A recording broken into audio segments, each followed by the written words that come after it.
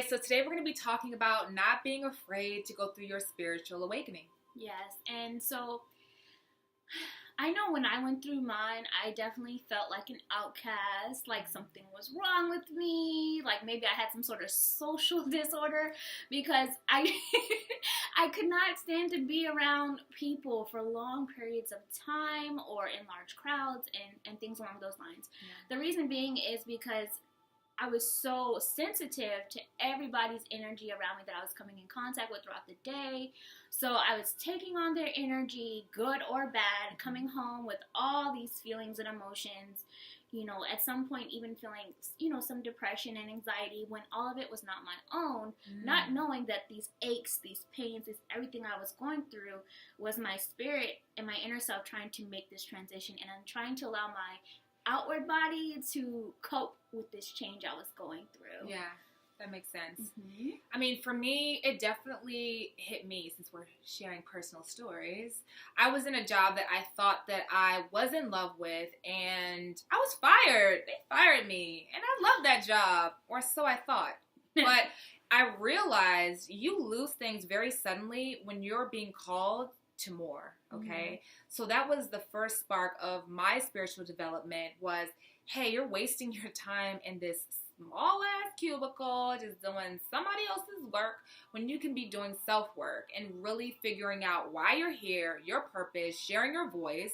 And I really spun that negative experience into something more. And I really, really encourage you to do the same. If friends are ripped out of your life that used to be there and facilitate the gossip and the woe is me and girl, I can't believe this and that.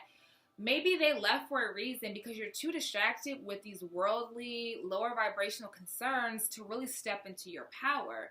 So if you're changing jobs or you're not finding the job you want in a particular location, for example, you're applying, and no one is biting. No one's seeing how great you are.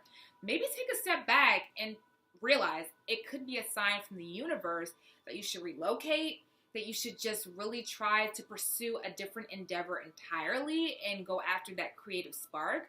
But don't be afraid to try something super different and out of your comfort zone, because that's what a spiritual awakening is all about. Right, exactly.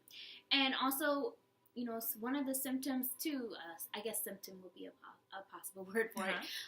You may lose people may disappear out of your life completely that you thought would never leave. Unexplained. And the reason being is because you're about to enter into a higher vibration with this new awareness of the world and life and what it is, and they're just simply not on that same level. They're not ready for whatever reason. So the universe removes them, and it may be painful at first, but coming instead are going to be like-minded people that will replace that energy. So don't be afraid to lose those friendships or those relationships if they cannot go with you on this journey and you're going to a better place. It's okay. Don't be afraid of that.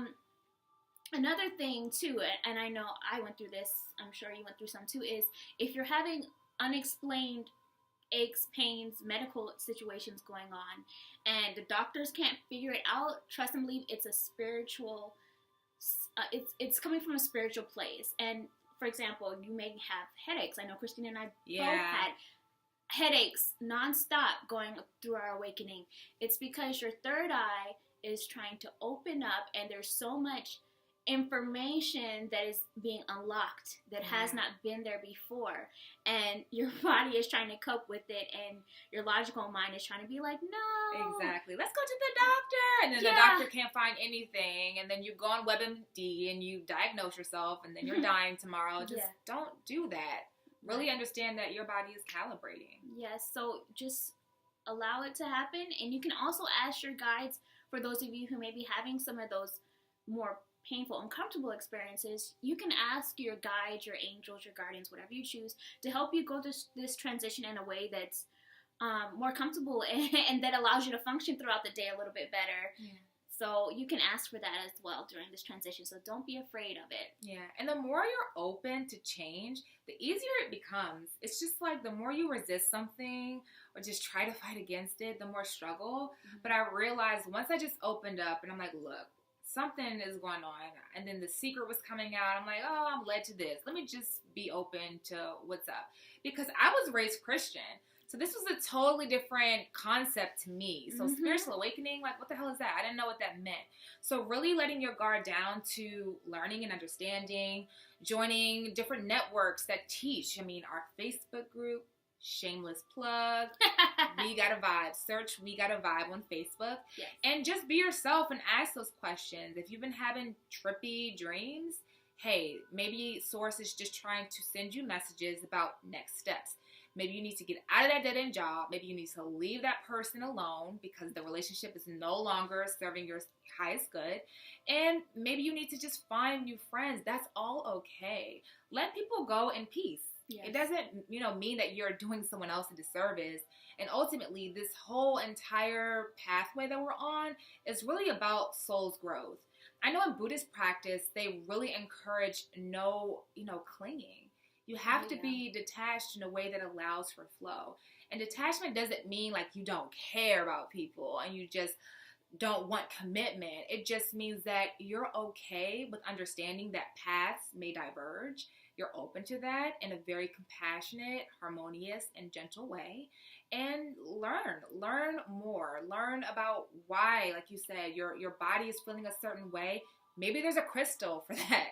Just look, use Google, use YouTube, and be more prone to stepping out there and asking questions. Yeah, exactly.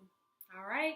That's all we have today about your spiritual awakening. Don't be afraid. It may feel a little bit bizarre in the beginning, but it gets better.